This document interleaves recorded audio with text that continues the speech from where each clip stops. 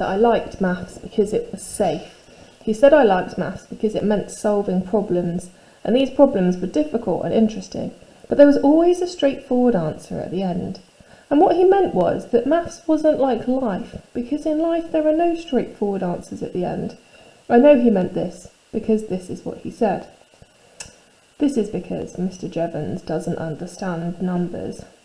Here is a famous story called the Monty problem, which I've included in this book because it illustrates what I mean. There used to be a column called Ask Marilyn in a magazine called Parade in America, and this column was written by Marilyn von Savant, and in the magazine it said that she had the highest IQ in the world in the Guinness Book of World Records, Hall of Fame. And in the column she answered maths questions sent in by readers. And in September 1990 this question was sent in by Craig F. Whitaker of Columbia, Maryland. But it is not what is called a direct quote because I've made it simpler and easier to understand. You are on a game show on television. On this game show, the idea is to win a car as a prize. The game show host shows you 3 doors. He said that there's a car behind one of the doors and there are goats behind the other 2 doors. He asks you to pick a door. You pick a door, but the door is not opened. Then the game show host opens one of the doors you didn't pick to show a goat, because he knows what's behind the doors. Then he says that you're going to have one final chance to change your mind before the doors are opened and you get a car or a goat. So he asks you if you want to change your mind and pick the other unopened door instead. What should you do? Marilyn Vos Savant said that you should always change and pick the final door because the chances are 2 in 3 that there will be a car behind that door. But if you use your intuition, you think that chance is 50-50 because you think there is an equal chance the car is behind any door. Lots of people wrote to the magazine to say that Marilyn Vos Savant was wrong, even when she explained very carefully why she was right. 92% of the letters she got about the problem said that she was wrong, and lots of these were from mathematicians and scientists. Here are some of the things they said. I am very concerned with the general public's lack of mathematical skills. Please help by confessing your error.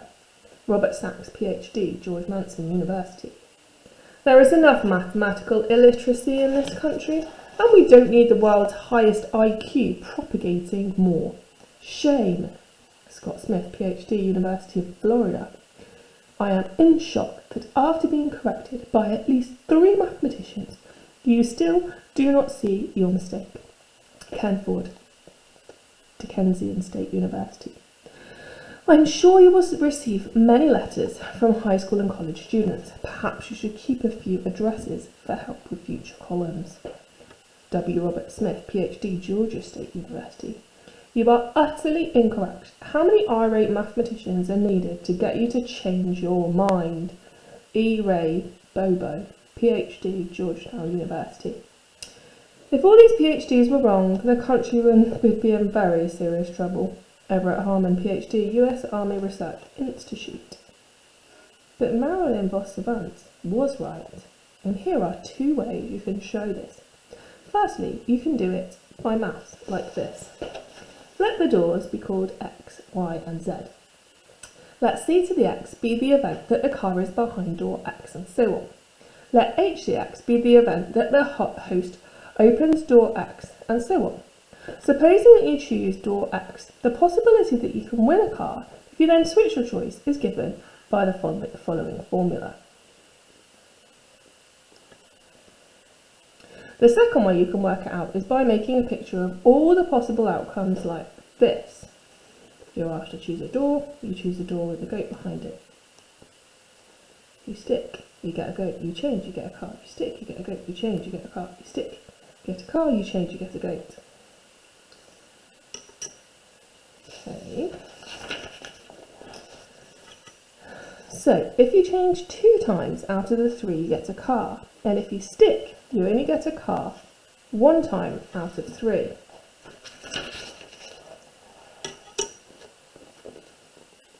So you choose the door with the goat, you choose the door.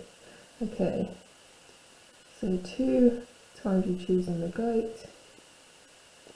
If you'd changed your mind, you would actually end up getting the car. But if you stick, you only get a car one at a time. Okay, so change, you get a car 2 out of 3 times. Stick, you get a car 1 out of the 3 times. So, Christopher's right, but Marilyn was right. And this shows that intuition can sometimes get things wrong. And intuition is what people use in life to make decisions, but logic can help you work out the right answer. It also shows that Mr. Jevons was wrong, and numbers are sometimes very complicated and not very straightforward at all. And that is why I like the Monty Hall problem. When I got home, Rodri was there. Rodri is the man who works for Father, helping him to do heating maintenance and boiler repair. And he sometimes comes round to the house in the evening to drink beer with Father and watch the television and have a conversation. Rodri was wearing a pair of white dungarees which had dirty marks all over them, and he had a gold ring on the middle finger of his left hand, and he smelled something, I don't know, the name of which Father often smells of when he comes home from work. I put my licorice laces and my Milky Bar in my special food box on the shelf which Father is not allowed to touch because it's mine. Then Father says, "And what have you been up to, young man?" And I said, "I went to the shop to get some licorice laces and Milky Bar." And he said, "You were a long time." And I said, "I talked to Mrs. Alexandra's dog outside the shop, and I stroked him and he sniffed my trousers," which was another white lie. Then Rodri said to me, "God, you do get the 3rd degree, don't you?" But I didn't know what the 3rd degree was. And he said, "So how you doing, Captain?" And he said, "I'm doing very well, thank you," which is what you're meant to say. And he said, "What's 251 times 864? I thought about this and I said, 216,864. But it was a really easy sum, because you just multiply 864 times 1,000, which is 864,000. Then you divide it by 4, which is 216,000, and that's 250 times 864. Then you just add another 864 onto it to get 251 times 864,000. And that's 216,864. And I said, "Is that right?" And Rodri said, "I haven't got a clue," and he laughed. I don't like it when Rodri laughs at me. Rodri laughs at me a lot. Father says it's being friendly. Then Father said, "I'll stick one of those goby aloo sag things in the oven for you, okay?" This is because I like Indian food, because it has a strong taste, but goby aloo sag is yellow, so I put red food colouring into it before I eat it. And I keep a little plastic bottle of this in my special food box. And I said, "Okay." And Rodri said, "So it looks like Parky stitched them up then." But this was to Father, not to me. And Father said, "Well, those circuit boards look like they'd come out of bloody art." And Rodri said, "Are you going to tell them?" And Father said, "What's the point? They're hardly going to take him to court, are they?" And Rodri said, "That'll be the day." And Father said, "Best to let sleeping dogs lie, I reckon." Then I went into the garden. Siobhan said that when you're writing a book, you have to include some descriptions of things. I said that I could take photographs and put them in the book, but she said that the idea of a book was to describe things using words so that people could read them and make a picture in their own head. And she said it was best to describe things that were interesting or different. She also said that I should describe people in the story by mentioning 1 or 2 details about them so that people could make a picture of them in their head. Which is why I wrote about Mr. Jevons' shoes with all the holes in them, and the policeman who looked as if he had 2 mice in his nose, and the thing Rodri smelled of, but I didn't know the name for. So I decided to do a description of the garden, but the garden wasn't very interesting or different. It was just a garden, with grass and a shed and a clothesline, but the sky was interesting and different, because usually skies look boring because they are all blue or grey or all covered in one pattern of clouds, and they don't look like they are hundreds of miles above your head. They look like someone might have painted them on a big roof, but the sky had lots of different types of clouds in it at different heights, so you could see how big it was, and this made it look enormous. Furthest away in the sky were lots of little white clouds which looked like fish scales and sand dunes which had a very regular pattern. Then, next furthest away to the west, were some big clouds which were coloured slightly orange because it was nearly evening and the sun was going down. Then closest to the ground was a huge cloud which was coloured grey because it was a rain cloud, and it was a big pointy shape and it looked like this. And when I looked at it for a long time, I could see it moving very slowly, and it was like an alien spaceship, hundreds of kilometres long, like in Dune or Blake 7 or Close Encounters of the Third Kind. Except that it wasn't made of solid material, it was made of droplets of condensed water vapour, which is what clouds are made of. And it could have been an alien spaceship. People think that alien spaceships would be solid and made of metal and have lights all over them and move slowly through the sky, because that is how we would build a spaceship if we were able to build one that big. But aliens, if they exist, would probably be very different from us.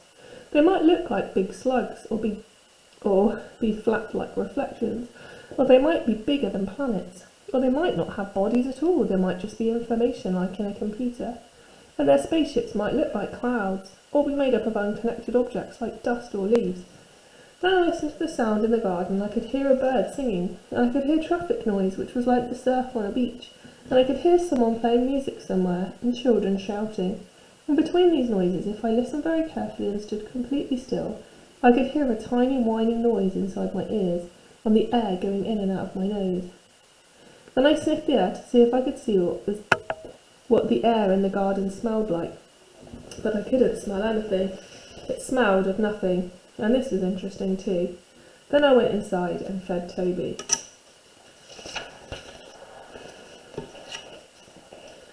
The Hound of the Baskervilles is my favourite book. In The Hound of the Baskervilles, Sherlock Holmes and Dr. Watson get a visit from James Mortimer, who is a doctor from the moors in Devon.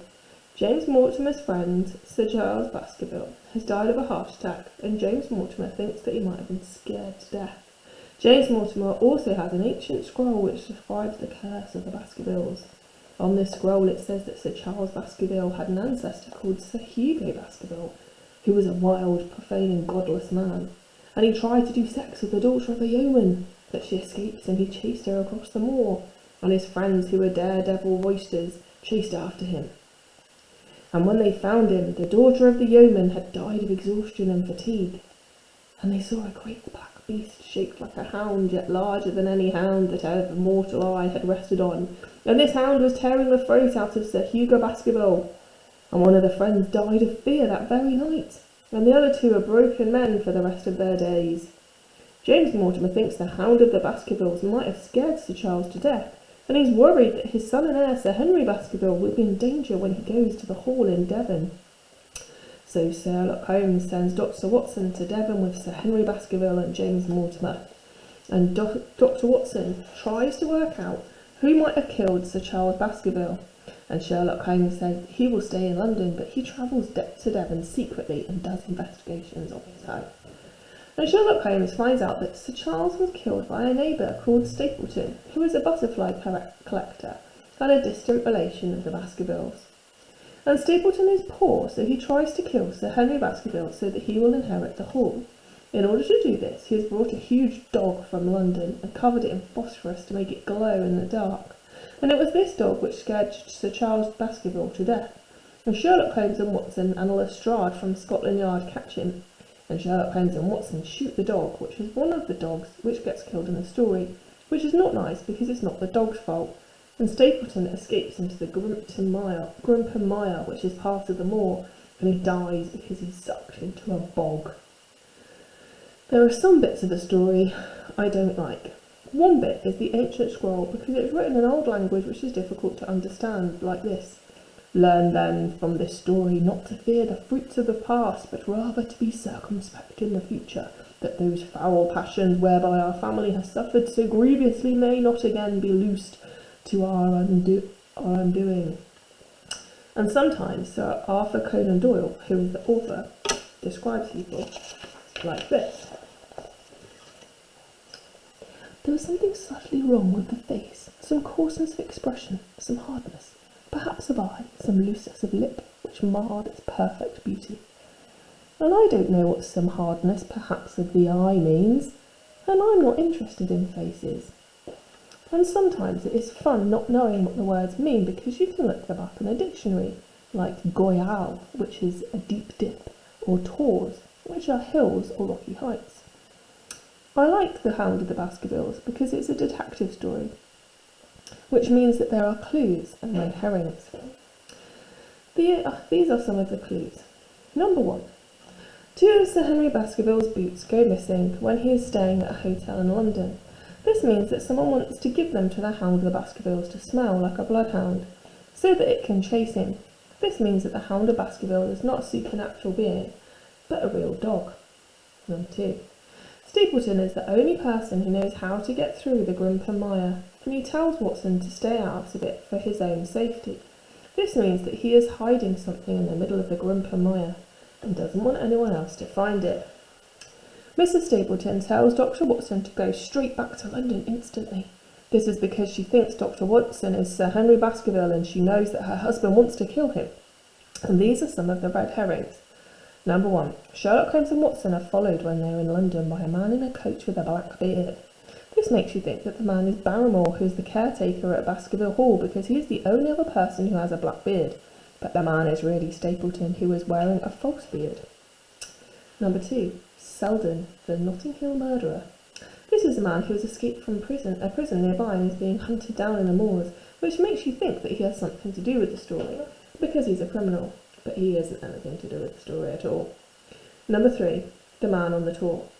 This is a silhouette of a man that Dr. Watson sees on the moor at night and doesn't recognise, which makes you think he is the murderer, but it is Sherlock Holmes who's come to Devon secretly. I also like The Hound of the Baskervilles because I like Sherlock Holmes, and I think that if I was a proper detective, he is the kind of detective I would be.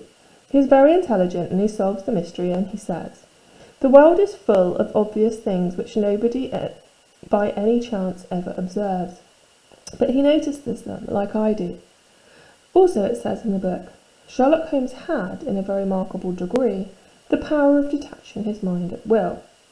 And this is like me too, because I get really interested in something. If I get really interested in something, like practicing maths or reading a book about the Apollo missions or great white sharks, I don't notice anything else, and Father can be calling to me to come and eat my supper and I won't hear him. And this is why I'm very good at playing chess, because I detach my mind at will and concentrate on the board, and after a while the person I am playing will stop concentrating and start scratching their nose or starting out of the window, and then they will make a mistake and I will win. Also, Dr. Watson says about Sherlock Holmes, his mind was busy in endeavouring to frame some scheme into which all these strange and apparently disconnected episodes could be fitted. And that is what I'm trying to do by writing this book. Also, Sherlock Holmes doesn't believe in the supernatural, which is God, and fairy tales, and hounds of hell and curses, which are stupid things. And I'm going to finish this chapter with 2 interesting facts about Sherlock Holmes. Number 1, in the original Sherlock Holmes story, Sherlock Holmes is never described as wearing a deerstalker hat, which is what he always is wearing in pictures and cartoons. The deerstalker hat was invented by a man called Sidney Paget, who did the illustrations for the original books. Number 2, in the original Sherlock Holmes stories, Sherlock Holmes never says, "Elementary, my dear Watson." He only ever says this in films and on the television.